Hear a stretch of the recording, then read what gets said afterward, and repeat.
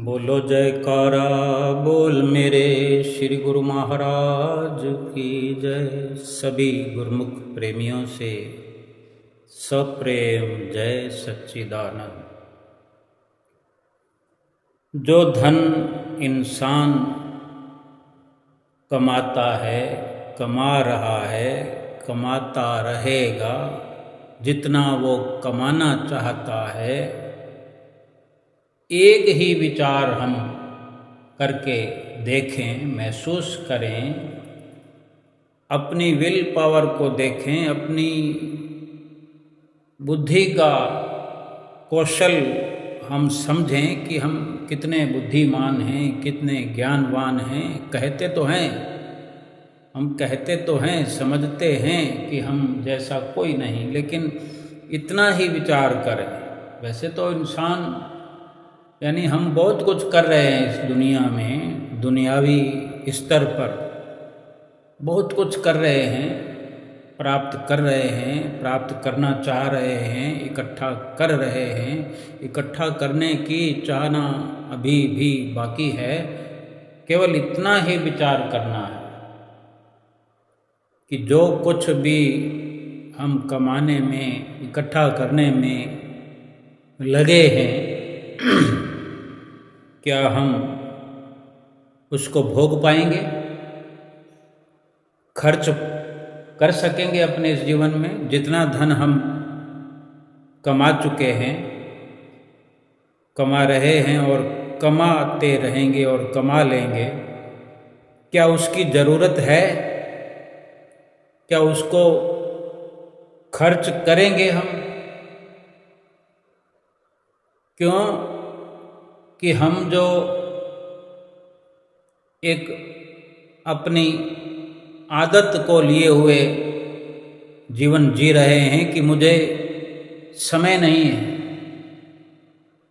समय है, धन कमाने के लिए है, दुनिया के आडंबर बनाने के लिए है, भोग विलासता के लिए है, अपने तन को चमकाने के लिए है, धन को कमाने, धन को संजोने, धन को इकट्ठा करने के लिए है। लेकिन मन को, आत्मा को चमकाने के लिए, सत्संग में जाने के लिए, सत्य का संग करने के लिए, आत्मा का चिंतन करने के लिए समय नहीं है। फिर धन के प्रति जो हम समय खर्च कर रहे हैं, सीधे तौर पर एक ही हम उदाहरण ले लेते हैं धन का। यूँ तो बहुत कुछ करते हैं हम परिवार के साथ, घर बार के, रिश्तेदारों के, दोस्तों के, मित्रों के, और अनेक अनेक कारण हो सकते हैं। लेकिन हम एक ही समझें सभी को मिला करके कि हम धन के पीछे लगे हुए हैं, धन को संजोने में लगे हैं। तो क्या जितना धन हम चाहते हैं, जितना धन हमने पाया है, क्या वो खर्च कर पाएंगे? और कोई कहे कि धन तो है ही नहीं मेरे पास। अब ये और भी जरूरी सोचने के लिए हो जाता है कि जब धन है ही नहीं, कमा पाए नहीं, बचा पाए नहीं, और इसी से ये सिद्ध भी हो जाएगा कि अगर आज तक इकट्ठा नहीं कर पाए तो आगे भी नहीं कर पाएंगे, तो फिर हम ये कहें कि हमारे पास समय नहीं है सत्संग के लिए, अपनी आत्मा के लिए, आत्म चिंतन के लिए। फिर समय को कहाँ लगा रहे हैं? ये तो माना जा सकता है कि इंसान धन में सुरती लगाए हुए, धन में रात और दिन उलझा हुआ है, लगा हुआ है, मेहनत कर रहा है, धन प्राप्त कर रहा है। झूठा है बेशक वो धन, लेकिन समझ में आता है कि झूठे धन के पीछे लगा हुआ है। अगर धन कमाया नहीं जा रहा है, इकट्ठा किया नहीं जा रहा है, फिर समय कहाँ जा रहा है? समय तो सभी के पास एक बराबर है, 24 घंटे सभी को मिले हुए। अमीर भी कहता है समय नहीं है, गरीब भी कहता है समय नहीं है। गरीब अपनी गरीबी में उलझा हुआ है और अमीर अपनी अमीरी में उलझा हुआ है। दोनों ही अगर अपने आत्म चिंतन से बेखबर है। महापुरुष तो आगाह करते हैं, वचन फरमाते हैं। अनेकों बार हमने सुने हैं महापुरुषों के एक एक वचन को हमने सैकड़ों बार सुना होगा, लेकिन बात तो समझने की है कि अगर एक बार अमल कर लिया होता या हम एक बार अमल कर लें कि महापुरुष क्या फरमाते हैं। आगाह करते हमें कि आगाह अपनी मौत से कोई बशर नहीं, सामान 100 वर्ष का एक पल की खबर नहीं। क्यों इकट्ठा करना है सामान 100 वर्ष के लिए। और देखो गुरुमुखों, प्रेमियों, आज से 50 साल पहले भी हमारी ये इच्छा थी कि हम सैकड़ों वर्षों के लिए अपने अंदर ये प्लानिंग रखते थे कि इतना हो जाए, इतना हो जाए, इतना हो जाए। और आज भी हम यही चाहते हैं, समझते हैं, कोशिश करते हैं कि और इतना हो जाए, 50 साल के बाद इतना हो जाएगा, 100 साल में इतना हो जाएगा। कोई प्लॉट हम खरीदते हैं, बड़ी ज़मीन खरीदते हैं, ऐसी जगह पर होती है वो ज़मीन, शहर के किनारों पर, जहाँ सुनसान होती है।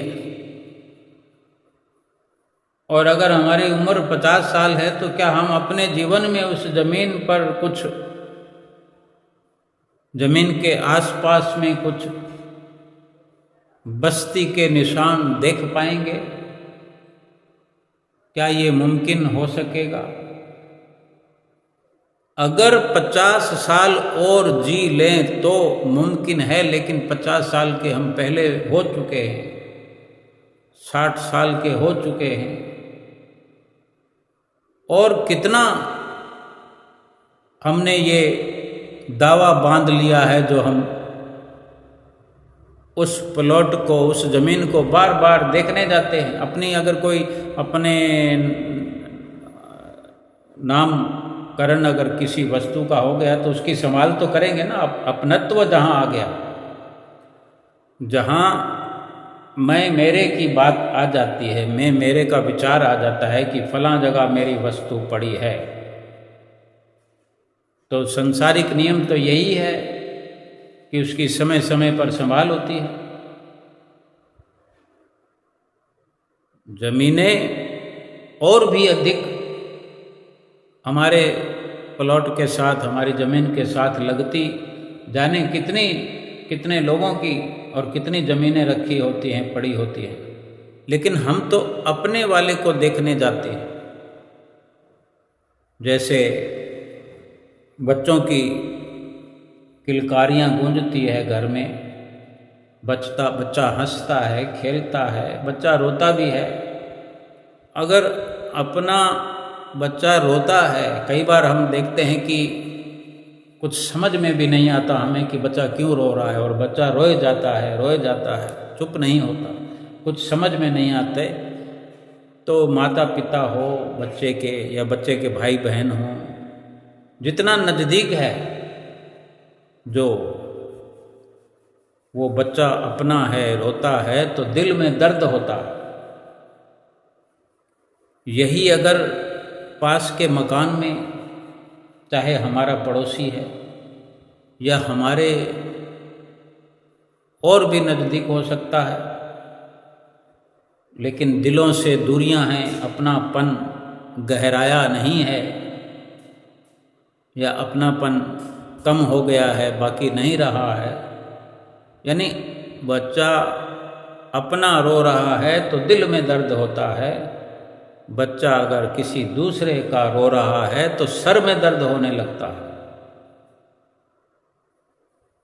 बच्चा तो एक जैसा ही होता है, बच्चे का रोना, बच्चे का दुख कोई अलग अलग तो नहीं, लेकिन हमारा दिल कैसा है, कैसा फर्क आ जाता है कि ये मेरा बच्चा है, मेरे दिल में दर्द हो रहा है, मुझे दुख हो रहा है, सहन नहीं हो रहा, उसकी पीड़ा मुझसे देखी नहीं जा रही, और वही रोना अगर आसपास किसी और बच्चे का है। हम ट्रेन में, रेलगाड़ी में बैठे हों, बस में बैठे हों, आसपास हमारी सीट के अगल बगल में कोई बच्चा रोता है तो हमें अंदर से बेशक दया आती हो, लेकिन कितनी देर। अगर हमारा बच्चा इस प्रकार रो रहा हो तो बार बार भगवान से प्रार्थना करते हैं कि मेरे बेटे को, मेरे बच्चे को ठीक कर दीजिए। भाव तो केवल इतना ही है कि ये अपना है, ये बेगाना है। अपने बेगाने को समझने में ही जीवन व्यतीत हो जाएगा, और हम बिना समझ के ही इस दुनिया से अगर चले जाएंगे तो कितना दुख होगा, पश्चाताप करना पड़ेगा। महापुरुष हमें समझाते हैं कि जो वस्तु हमारे समय सीमा के अंदर, यूं तो एक पल का भरोसा नहीं, एक श्वास का भरोसा नहीं, लेकिन फिर भी कम से कम उम्मीद अगर बांधे हुए रहते हैं हम, कम से कम भरोसा अपने जीवन का, उम्र का, समय का अगर हम रखते हैं, और साथ ही साथ ज़्यादा से ज़्यादा भरोसा परम पिता परमेश्वर पर रखते हैं, उससे उम्मीद रखते हैं और उसका नाम जपते हैं, तो किसी को कहने की ज़रूरत नहीं है, ये समझने की ज़रूरत नहीं है कि कौन सी वस्तु हमारे काम आने वाली है, कौन सी वस्तु साथ निभाने वाली, कौन सी वस्तु सच्ची है, कौन सी झूठी है। संसार की वस्तुएं झूठी है कि जो परमात्मा का नाम है, जो भजन भक्ति है, भक्ति की दौलत है, वो सच्ची है? क्या हम जानते नहीं? और फिर भी बड़ी आसानी से कह देते हैं। समय को बर्बाद कर रहे हैं और हम कहते हैं कि टाइम पास कर रहे हैं। टाइम पास करना कोई बहुत बड़ी इस जीवन की उपलब्धि है। हर इंसान कहता है कि हो रहा है टाइम पास, बस यही देख रहे हैं हम कि टाइम पास हो रहा है हमारा। क्या ये देखने के लिए हमें टाइम परमात्मा ने दिया है, या टाइम इसलिए मिला है कि कोई वक़्त रहते फुर्सत निकाल के कुछ ऐसा हासिल करें इस दुनिया में आकर के, इस मनुष्य जीवन में ऐसी उपलब्धि हासिल करें जो हमें काबिल से काबिल बनाए, ये जीवन हमारा सफल हो जाए। लेकिन हर वक्त ये राग अलापते हैं कि समय नहीं है। कोई सड़क किनारे खड़े हुए घंटों बातें करते हैं, समय बर्बाद करते हैं और कह देते हैं कि बस टाइम पास कर रहे थे। अगर संसार की जरूरी वार्ता भी है तो महापुरुषों ने तो फैसला दिया है कि अवर काज तेरे किते न काम, मिल साध संगत भज केवल नाम। कि बाकी जितने भी काम कर रहा है वो काम के तो नहीं है। हाँ, जरूरी है जितना करने में कोई ऐतराज भी नहीं है। अगर जीवन मनुष्य का पाया है तो जीवन को चलाना तो है, कौन मना करता है। कहीं शास्त्रों में, ग्रंथों में संसार की वस्तुओं का इस्तेमाल करना, संसारिक तरक्की प्राप्त करना कोई मना नहीं है, बल्कि ज़रूरी है। लेकिन 24 घंटे एक ही राग अलापते रहें कि समय नहीं है, टाइम नहीं है, निंदा चुगली के लिए समय है, खेल तमाशों के लिए समय है। कितना भी ज़रूरी काम करने के लिए जा रहे हों, सड़क पर कोई हादसा हो, कोई घटना, कोई दुर्घटना, पूरी कोशिश करते हैं जितना भी हो सके, और मुमकिन हो तो पूरा दृश्य देखते हैं, चाहे 1 घंटा वहाँ खड़े होकर लग जाए, लेकिन वही सत्संग रूपी तमाशा जो आत्मा को सुख पहुँचाने वाला हो, आत्मा का कल्याण करने वाला हो, वो सत्संग का तमाशा देखने के लिए समय नहीं है। आज सतगुरु के दरबार में जितना भी हम देख चुके हैं, देखते रहते हैं, समय समय पर जो गुरुमुख प्रेमी पहुंचते हैं वो भी तो तमाशा ही होता है। श्री गुरु महाराज जी लीला कर रहे होते हैं, गुरुमुख प्रेमियों को नचा रहे होते हैं, समय खर्च होता है वहाँ गुरुमुख प्रेमियों का, ये भी तमाशा है। लेकिन इसमें क्या मिलता है? क्या जेबें भरी जाती है? घंटे 2 घंटे की बात तो नहीं। दरबार में जो भी गुरुमुख पहुँचते हैं, दिनों की प्लानिंग करके जाते हैं कि इतने दिन रहना, चाहे 5-7 दिन भी रहना, 2 दिन भी रहना, तो 2 दिन हो सकता है सफ़र करके गए हो।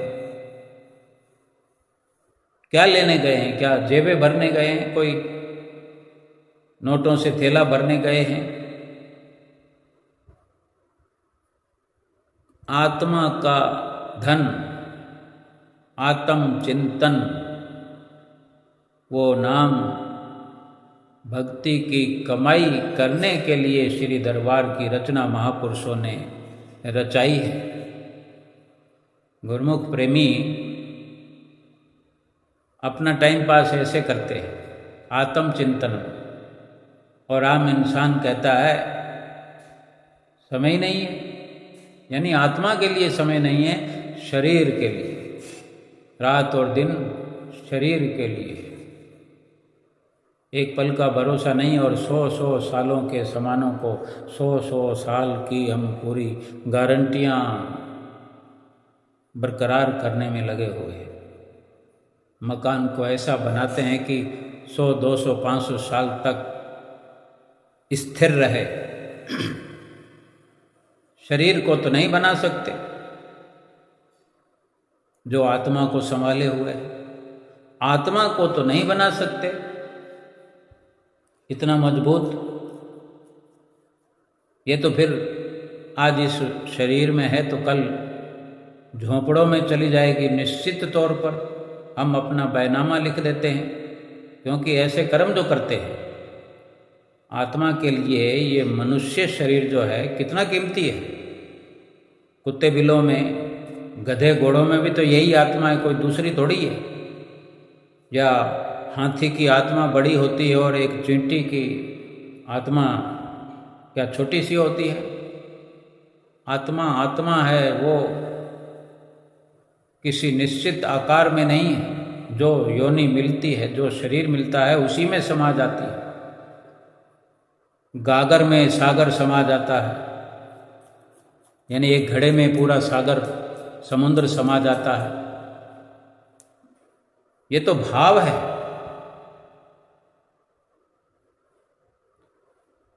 और यही विचार करना है कि अगर मनुष्य जीवन आत्मा के लिए श्रेष्ठ है तो इस श्रेष्ठ मनुष्य जीवन में आने के लिए कुछ तो यत्न किया होगा, तभी ये जीव इस मनुष्य जीवन में आया है। अब कोई पूछ ले कि भी अब आगे का क्या विचार है, क्योंकि पीछे से चलकर आया है तो आगे भी रास्ता खुला है, आगे जाना है। अगर कोई हमसे सवाल करे, या आज हम अपने से सवाल करते हैं, हम अपने से सवाल करें, बल्कि हम अपने से सवाल करें, अभी करें, पूछें कि ये मेरे जीवात्मा आगे कहाँ जाने का इरादा है। अपने मन से पूछें कि ये मेरे मन 84 लाख योनियों से इस नर तन में आए हो, इस मनुष्य शरीर में आए हो, आगे कहाँ जाना है? या कि पीछे जाना है? हम कुछ ना कुछ तो कर रहे हैं, या तो आगे जाने के लिए या पीछे जाने के लिए। हमें समझ है, हमें खबर है कि नहीं है, ये भी एक सवाल है। खबर नहीं है तो खबर लगा ले, अभी का अभी, दूध का दूध पानी का पानी हो जाएगा, जवाब मिल जाएगा। भाई हम अपना रास्ता बदलें या ना बदलें, हम अपनी सोच बदलें या ना बदलें, लेकिन हमें जवाब तो मिल जाएगा कि हम जो कार्रवाई कर रहे हैं वो आगे जाने वाली है या पीछे जाने वाली है, सही दिशा में है या गलत दिशा में है हमारा सफ़र। आगे जो रास्ता है वो नर से नारायण का है। अभी हम नर बने हैं, मनुष्य बने हैं, ये नर तन जो पाया है, नर के बाद नारायण अंतिम, ये अंतिम पायदान है। इसके बाद में नर से नारायण, आत्मा से सीधे परमात्मा, यानी फिर शरीरों का लेखा जोखा खत्म, या फिर ये फैसला हो जाएगा कि हमने तो नर से नारायण नहीं, जानवर बनना है, या नर या जानवर। अब हम खुद अपना बैनामा लिख रहे हैं, समझना चाहें तो समझ भी आ जाएगा। अगर भक्ति कर रहे हैं तो भगवान से मिल जाएंगे, समझो भगवान बन जाएंगे। भक्ति नहीं कर रहे हैं तो 84 लाख योनियों में जाएंगे, यानी क्या जानवर, क्या कीड़े मकोड़े, चींटी, मक्खी, मच्छर, कीट पतंगे, हाथी, घोड़े, सांप, बिच्छू, परिंदे परिंदे। कब हम 84 लाख योनियों के नामों का रट्टा लगाएंगे? कितना समय लगेगा वर्णन करने में? तो भोगने में क्या होगा फिर? कैसे भोग पाएंगे? एक बार कल्पना तो करें, विचार तो करें कि कैसे भोगी होंगी 84 लाख योनियाँ। थोड़ा बाहर नज़र मारकर देखें, घर से बाहर थोड़ी देर आज दरवाज़ा खोल के या खिड़की झरोखा अपने मकान का कोई भी कोने से झाती मारकर बाहर देखें, जो भी नज़र आए। ना भी जाएं बाहर तो अपने घर में बहुत कुछ है देखने को। धरती पर अपने घर के फर्श पर चींटियाँ हैं, मक्खियाँ हैं, किस प्रकार जब हमारे मुंह पर बैठती हैं, आसपास इर्द गिर्द घूमती हैं तो कितना परेशान करती है, और जब मच्छर काट लेते हैं कितना गुस्सा आता है उन पर। और भी कई प्रकार के कीड़े मकोड़े हैं, यानी केवल ये विचार करें कि उनका जीवन कैसा है।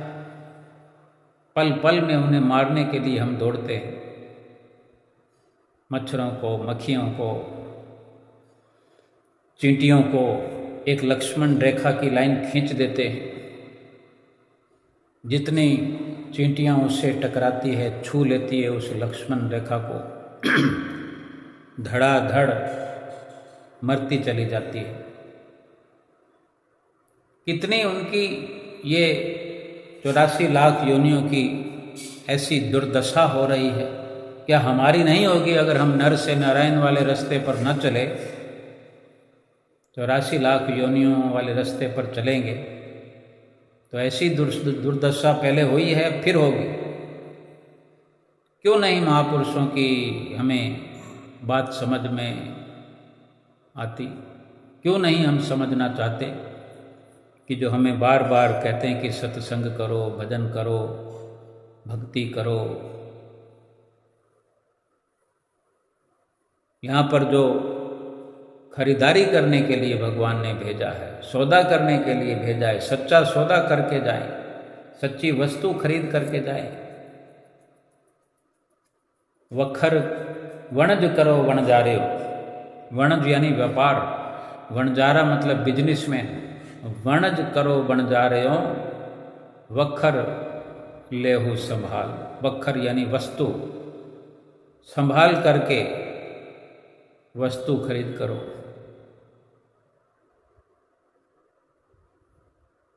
अगे साहू सुजान है, वस्तु लेसी संभाल। आगे जो साहूकार है, परमात्मा है, वो वस्तु की पहचान करने वाला है कि तुम क्या खरीद के लाए हो, सौदा असली है या नकली, सौदा सच्चा है कि झूठा। तो क्यों ना परमात्मा के अनुसार खरीदारी करें। परमात्मा कौन सा सौदा खरीद करने के लिए हमें यहाँ भेजते हैं। सदगुरु बताने के लिए आए हुए इस धराधाम पर अवतार लेकर आए हैं और हमें चिता रहे हैं, समझा रहे हैं। यही तो महापुरुष हमें आगाह करते हैं कि आगाह अपनी मौत से कोई बशर नहीं। बशर यानी इंसान, आगाह नहीं, आगाह मतलब खबरदार। आगाह अपनी मौत से कोई बशर नहीं। फरमाते हैं कि अपनी मौत से सब बेखबर हुए जा रहे हैं, दौड़ते जा रहे हैं, हाथ पर हाथ धर करके अपनी मौत से बेखबर हुए बैठे हैं। ये इंसान, दुनियादार, ये बशर, बशर इंसान को कहते हैं कि कोई भी खबरदार नहीं है अपनी मृत्यु की ओर से, बेखबर हुए बैठे हैं जैसे कि मौत आएगी नहीं। क्यों कह रहे हैं दूसरी लाइन में कि सामान 100 बरस का पल की खबर नहीं। 100 वर्षों के लिए योजनाएं बना रहे हैं, जबकि इस इंसानी जीवन की, इस नर तन की एक पल की भी मियाद नहीं है। कहीं पर टप्पा लगा हुआ नहीं है जो हम पढ़ लें। फिर क्यों वो सामान इकट्ठे कर रहे हैं? जिसके पास नहीं है, कोशिश तो वो भी यही कर रहा है। भाव कहने का यह है कि चाहे जैसी भी अवस्था हो, भजन सुमरन करना जरूरी है, मौत से खबरदार होकर के रहना जरूरी है। बस इतना ही समझ लीजिए। हमको इतना समझ लेना चाहिए कि मृत्यु हमारे सिर पर खड़ी है। काल मुनादी कर रहा है, ऐलान कर रहा है, कब किस वक़्त बुलावा आ जाएगा। अपना कार्य पूरा करके रखें। जरूरी थोड़ा ही है कि जिस सप्ताह में या जिस माह में बच्चों के इम्तिहान शुरू हो जाएं तब वो पढ़ाई करे। कि आज अगर इंग्लिश का पेपर है तो इंग्लिश की तैयारी वो रात को, कल शाम से शुरू करेगा, आज शाम से शुरू करेगा। अगर सुबह इंग्लिश का पेपर है और आज दूसरा कोई पेपर दे के आया है, गणित का है, हिंदी का है, वो दे कर के आ गया है और कल वाले पेपर की आज दोपहर के बाद उसे तैयारी करेगा और रात भर लगा रहेगा। लेकिन हमें पर्याप्त समय था, पूरा वर्ष हम पढ़ाई कर रहे थे, तो आखिरी महीने में ही क्यों, या आखिरी दिनों में ही क्यों, इम्तिहान के दिनों में ही क्यों। जैसे पुस्तक में पहला पाठ पढ़ाया जा रहा था तो उस पहले पाठ को उसी वक्त क्यों नहीं पढ़ लिया, टीचर की मदद से उनके सिखाने पर क्यों नहीं कंठस्थ कर लिया और इसी प्रकार सारे पाठ, सारे सब्जेक्ट कंठस्थ करते रह गए और फिर अंतिम समय में, इम्तिहान के दिनों में थोड़ा सा रट्टा लगाने से ही सब का सब पूरा पेपर हमारा पलक झपकते, चुटकी बजाते हल हो जाए और पूरे पूरे नंबर हम लेकर के उत्तीर्ण हो जाएं, पास हो जाएं, डिग्री ले आएं। ऐसे ही पूरा जीवन जो है, हर किसी को एक जैसा समय मिला हुआ है। हमें आज इतना समझना है कि अगर हम घर का कार्य कर रहे हैं, सभी धन नहीं कमाते। कोई खेल कूद में लगा हुआ है, पढ़ाई में लगा हुआ है। जो खेल कूद और पढ़ाई में लगे हुए हैं उनको भी समय निकालने की ज़रूरत है। किसी के लिए कोई समय सीमा नहीं है, कोई 12 साल 15 साल से पहले आरती पूजा नहीं करना है, या सेवा नहीं करना है, या सत्संग नहीं करना है, या भजन सुमरन नहीं करना। सबके लिए जरूरी है। जब से होश संभाला जाए इस मनुष्य जीवन में आकर, जब से होश संभल जाए, 5 साल की उम्र भी हो तो सुमरन तो लागू हो जाता है। कि आजकल के बच्चे 5 साल के टीवी तो देखते हैं, सिनेमा देखते हैं, भजन सुमरन क्यों नहीं कर सकते? आत्मा किसी की बड़ी छोटी नहीं होती। जानवरों में अगर एक चींटी की और हाथी की आत्मा बराबर है, तो क्या नर योनि में, इंसान की योनि में, इस मनुष्य शरीर में बच्चों की और बड़ों की क्या आत्मा एक जैसी होती है? ध्रुव, प्रहलाद भगत जैसे, क्या वो 50 साल की उम्र में उनकी थोड़ी दृष्टांत लिखे हुए हैं? ध्रुव भगत 5 साल के बच्चे की कहानी है कि वो किस प्रकार भगवान का सुमरण किया करते थे। ऐसे अनेकों प्रमाण हैं। आज भी कहीं ना कहीं गिनीज बुक में नाम दर्ज करने वाले ऐसे बच्चे भी दिखाए जाते हैं। खबरों में, समाचारों में हम सुनते हैं, देखते भी हैं। आजकल सोशल मीडिया का ज़माना है कि 5 साल के बच्चे तो ऐसे ऐसे क्वेश्चन बता देते हैं कि जैसे यूट्यूब या गूगल बताता है। हर नज़रिए से, हर प्रकार से, हर किसी पर ये लागू है। और कोई युवा अवस्था में भोग विलासता में समय व्यतीत होता है और वो कहता है समय नहीं है, यानी भजन सुमरण के लिए, सत्संग कीर्तन के लिए समय नहीं है, तो समय तो बर्बाद तो कर रहे हैं, लेकिन अपनी आत्मा के लिए समय नहीं है। परलोक का तोशा बनाने के लिए समय नहीं है। नर से नारायण बनाने के लिए हमें फिक्र नहीं है। नर से जानवर बनने में तो फिर देर नहीं लगेगी। 2 ही चीज़ें होती है, आर या पार। पार हो गए तो समझो फिर पीछे नहीं आना पड़ेगा। पार ना हुए तो फिर उर्वार रहेगा, और उर्वार रह गए तो फिर ये जन्म तो बेकार चला गया। और ये तो जन्म का खेल ऐसा है कि फिर ये जन्म दोबारा मिलता नहीं है। भगवान का ऐसा ही नियम है। शास्त्रों में वर्णन है, हमने अनेकों बार पढ़ा है, सुना है। ये जन्म हाथ से निकल गया तो फिर नहीं मिलेगा ये जन्म। अभी तो है ना हमारे हाथ में। सब टाइम पास करने में लगे हुए। टाइम को क्या पास करना है? क्या कोई टाइम को पास कर सकता है? टाइम तो पास ही है, हुआ जा रहा है पास। कोई गली में खड़ा हुआ है तो टाइम पास हो रहा है, कोई टीवी देख रहा है तो टाइम पास हो रहा है, कोई लड़ाई झगड़ा कर रहा है, कोई बहस कर रहा है, कोई चाय पी रहा है, कोई गोलगप्पे खा रहा है, कोई राजनीति की चर्चा कर रहे हैं। टाइम पास हुआ जा रहा है। उसको क्या टाइम पास करना पड़ रहा है? और यही अगर भजन सुमरन में बैठना पड़ जाए, महापुरुष जो हमें रात दिन 2 घंटों के लिए हिदायत करते हैं, तो फिर तो टाइम पास होता ही नहीं। टाइम तो अपने आप पास होता है। हमने तो 2 घंटा बैठना है, हमने क्या करना है? हमने तो ये समझना है पहले तो 2 घंटे हमने बैठना है। 2 घंटे में 2 घंटे का टाइम पास अपने आप हो जाएगा। टाइम पास में अच्छा काम करें ना। टाइम पास जो करना है तो भजन सुमरन करके टाइम पास करें, सत्संग करके टाइम पास करें,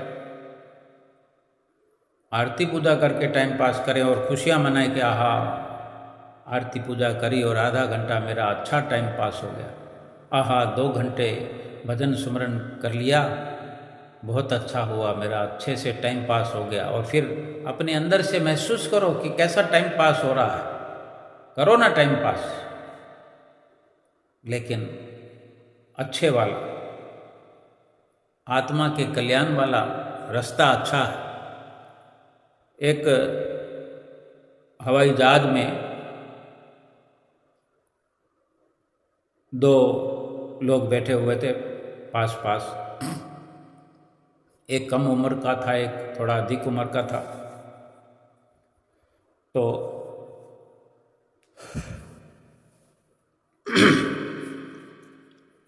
आपस में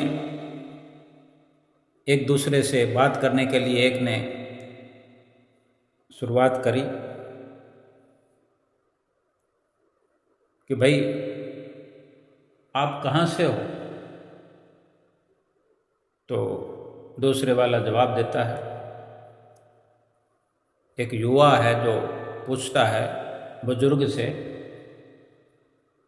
अजी आप कहाँ से हैं।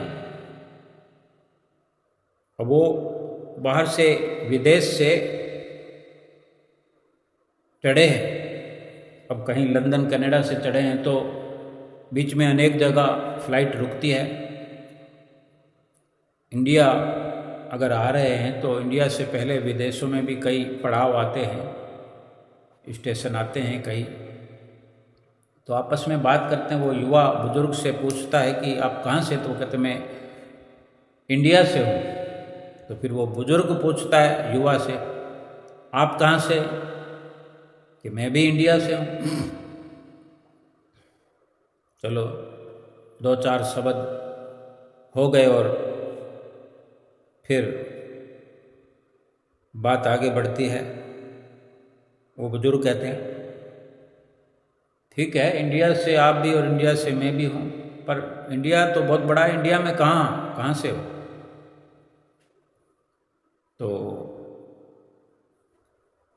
मतलब जब आगे बात बढ़ती है, जब वो बुजुर्ग फिर थोड़ा सा करीब होकर के, क्योंकि दोनों इंडियन हैं तो अच्छा लगता है, एक ही देश के हैं, तो पूछते भाई इंडिया में कहाँ से हो। तो वो युवा कहता है कि मैं हरियाणा से हूँ। तो फिर युवा भी पूछ लेता है बुजुर्ग से, आप बताइए आप कहाँ से हैं। तो बुजुर्ग भी कहता है मैं भी हरियाणा से हूँ। थोड़ा और प्यार बढ़ता है, थोड़ी इधर की उधर की बातें करते हैं। लगा कि भाई एक देश है और राज्य भी एक है। थोड़ी देर बात करने के बाद में वो बुजुर्ग फिर पूछता है कि हरियाणा तो बहुत बड़ा है, हरियाणा में कहाँ से हो आप। तो वो युवा बड़े अच्छे से कहता है जी मैं तो हरियाणा में ना चंडीगढ़ से हूँ। तो वो कहता अच्छा। तो युवा कहता आप कहाँ से हो। तो बुजुर्ग कहता मैं भी चंडीगढ़ से हूँ। थोड़ा और खुशी होती है कि देश एक है, राज्य एक है, शहर भी एक है चंडीगढ़। फिर वो आपस में बात करते हैं। बुजुर्ग पूछता है अच्छा बताओ चंडीगढ़ तो बहुत बड़ा है, चंडीगढ़ में कौन से सेक्टर में हो, बी में, सी में या नंबर हैं तो उस हिसाब से। तो वो कहता मैं ए सेक्टर में हूँ। तो बुजुर्ग कहता अच्छा। तो युवा पूछता है कि आप बताइए आप कौन से सेक्टर में। वो कहता है मैं भी ए सेक्टर में ही हूँ। तो और खुशी होती है कि वाह क्या बात है, देश भी एक, राज्य भी एक, शहर भी एक, शहर का सेक्टर भी एक। फिर वो बुजुर्ग पूछता है सेक्टर भी एक है तो वहाँ मकान नंबर कौन सा है आपका। तो वो युवा कहता मकान नंबर मेरा 205 है। तो बुजुर्ग कहता अच्छा। फिर युवा पूछता है तो आप कौन से, आपका मकान नंबर क्या है। बुजुर्ग से पूछता है। तो वो कहता मेरा भी मकान नंबर 205 है। कितनी कमाल की बात है, ये इत्तेफाक हो सकता था।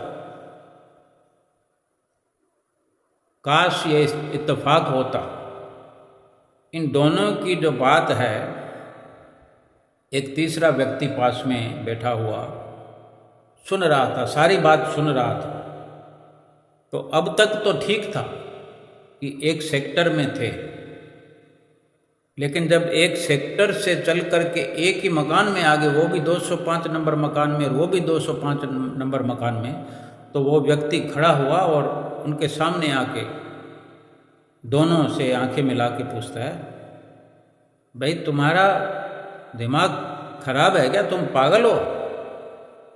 पागलपन की बात किए जा रहे हो? 1 घंटे से मैं सुन रहा हूँ, दोनों इंडिया से हो, दोनों हरियाणा से हो, चंडीगढ़ से हो, ए सेक्टर से हो, 205 नंबर मकान से हो, दोनों एक ही मकान में रहते हो, पागल तो नहीं हो गए हो?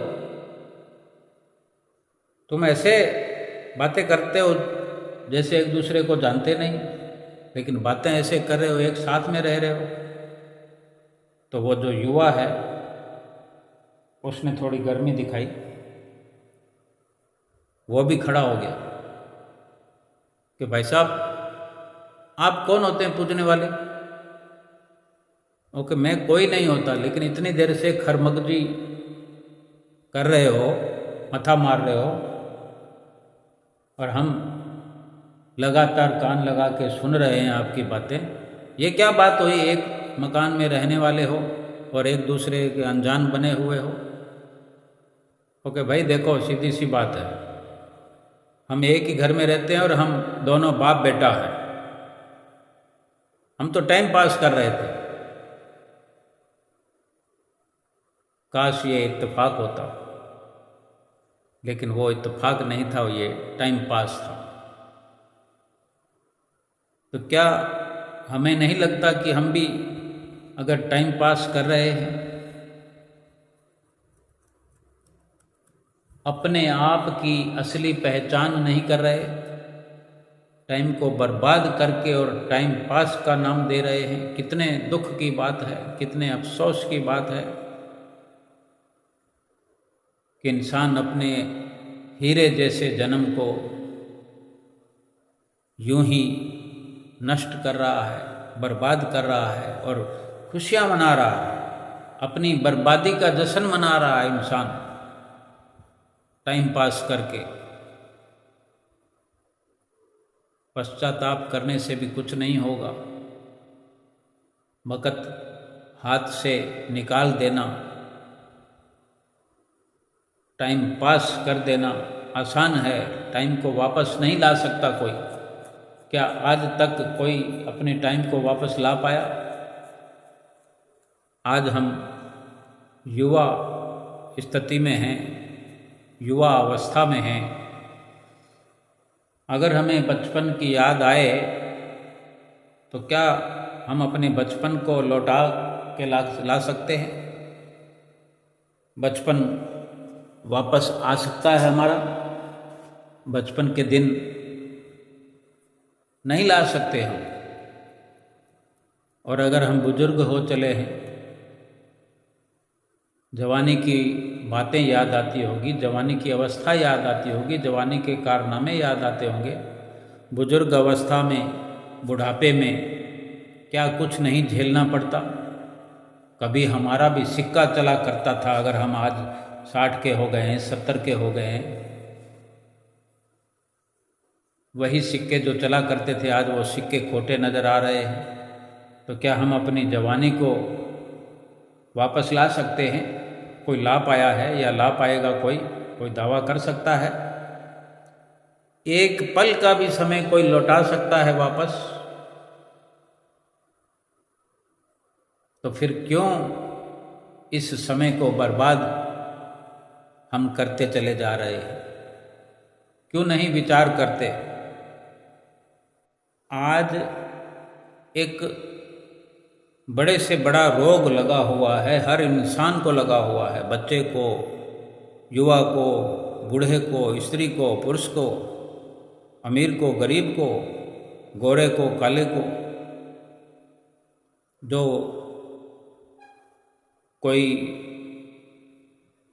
असमर्थ हो, सुख सुविधाओं में कमज़ोर हो, वो तो सोचेगा कि लोग क्या कहेंगे, लेकिन जो साधनों से भरपूर है सक्षम है वो भी सोचता है कि लोग क्या कहेंगे।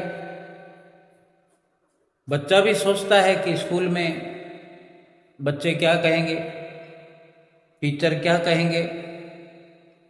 और वो जो टीचर हैं वो भी यही विचार करते हैं कि बच्चे क्या कहेंगे, दूसरे टीचर क्या कहेंगे।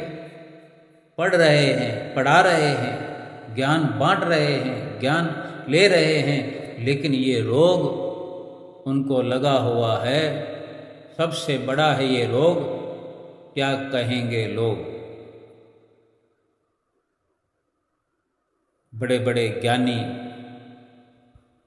विज्ञानी इसी पर डटे हुए हैं, इसी रोग में ग्रसित हैं कि क्या कहेंगे लोग। ऐसा उनको लग गया है रोग कि क्या कहेंगे लोग।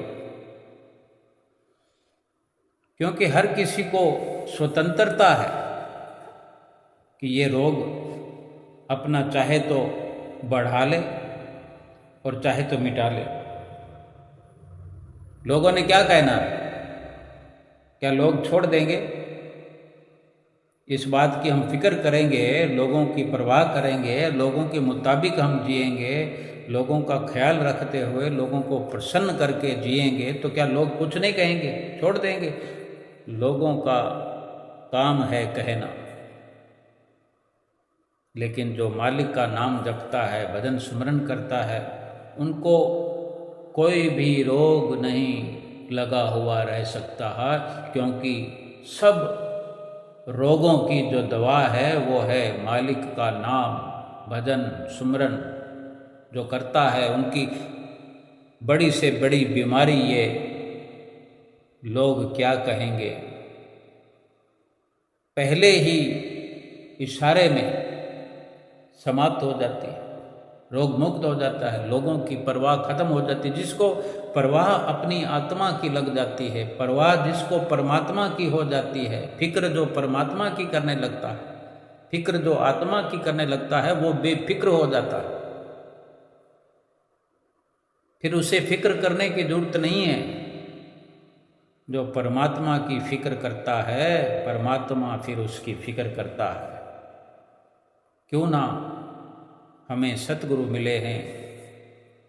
सतगुरु होए दयाल तो श्रद्धा पूरी है, सतगुरु होए दयाल तो फिर क्यों झूरी है। ऐसे दयावान सतगुरु, ऐसे दयालु सतगुरु हमें मिले हैं, परम पिता परमेश्वर हमें मिले, जो हमें चिता रहे हैं, समझा रहे हैं। नर से नारायण बनाने का रास्ता हमें दिखा दिया है, हमें चला दिया है इस रास्ते पे। शुभ मग के उपदेशक, यम त्रास निवारण, ऐसे हैं हमारे सतगुरु। हमें क्यों कुछ करने की जरूरत है? केवल जरूरत के जितना धन कमाएं, जरूरत के जितना खर्च करें और नाम रूपी धन की हर वक्त कमाई करते हुए ये लोक और परलोक सुहेला करें। अमीरों को, करोड़पतियों को, अरबपतियों को, बड़े बड़े धनवानों को आत्मचिंतन का समय नहीं है, तो आत्मा उनकी बेजान हुई पड़ी है। लेकिन जो आत्मचिंतन करते हैं, परमात्मा का नाम जपते हैं, वो चाहे गरीब हो, अमीर हो, गोरा हो, काला हो, छोटा हो, बड़ा हो, ऊंचे कुल में हो, नीचे कुल में हो, वो बड़े से बड़े रुतबे वाला इस दुनिया में सुरखरू जीवन व्यतीत करता है और उसका परलोक संवरता है और परमात्मा से वो जा कर के एक हो जाता है, नर से नारायण बन जाता है। बोलो जयकारा बोल मेरे श्री गुरु महाराज की जय।